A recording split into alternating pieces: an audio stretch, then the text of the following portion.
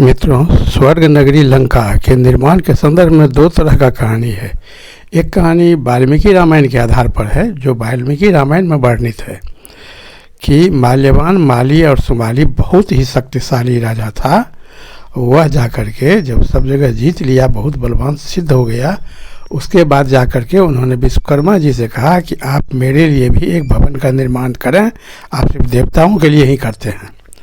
डर से भी विश्वकर्मा तत्काल अपने द्वारा बनाया गया एक स्वर्ण नगरी उसको प्रदान कर दिए कि चिकुट पर्वत पर एक स्वर्ण नगरी मैं बनाया हूँ, तुम ही लोग जाकर के उसमें रहो।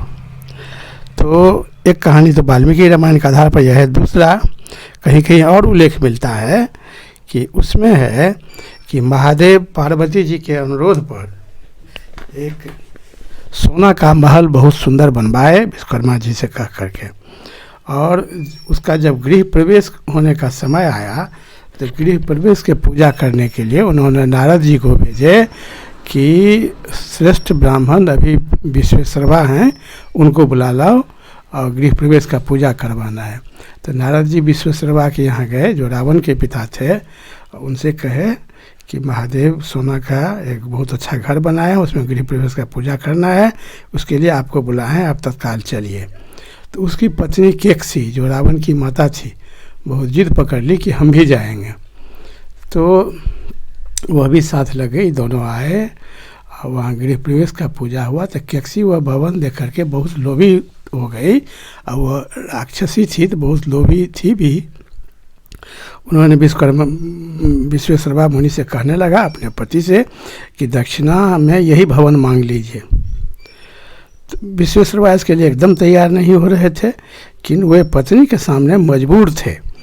और भगवान शिव ने भी कहा कि आपको जो कुछ भी इच्छा हो आप हमसे दक्षिणा में मांग लीजिए, बिना दक्षिणा लिए हुए पूजा अधूरा रह जाता है, तो पूजा फलीभूत नहीं होगा, आप दक्षिणा में जो आपकी इच्छा हो आप मांगिए।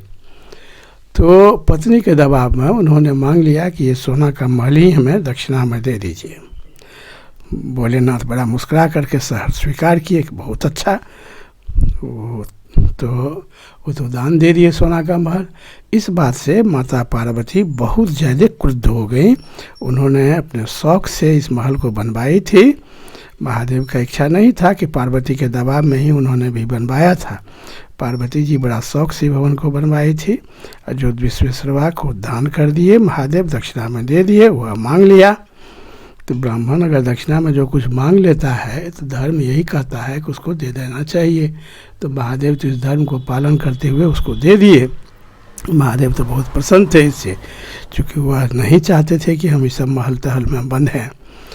तो जब दे दिए तो पार्वती जी से बहुत कुपित हो गई, और उन्होंने भयंकर क्रोध करके विश्वकर्मा को श्राप दे दिया, जाओ तुम हमारा सपना का महल छीन लिया है, तुम बहुत लोभी ब्राह्मण है, तुम बहुत गिरा हुआ आदमी है, तुमको ये भवन कभी फलीभूत नहीं होगा, तुम्हारे वंश का नाश कर देगा ये भवन। जब से तुम इस भवन में तुम लोग जाओगे कभी सुख चैन से नहीं रह पाओगे, और तुम्हारे वंश का विनाश हो जाएगा इसी महल में।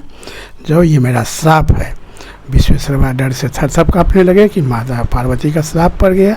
केकसी इसका प्रवाह नहीं की, वो बहुत खुश थी कि चलो सोना का महल तो हम ले लिया दान में। तो यही दो तरह का कहानी उसमें प्रचलित है।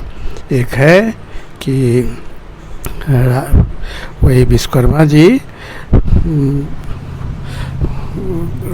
3 राक्षस को कहने से बनवाए थे, और दूसरा कहानी यही है कि महादेव बनवाए थे, और केकसी के कहने से विश्वेश्वरवा मुनि ब्राह्मण पूजा के संदर्भ दक्षिणा में मांग लिए।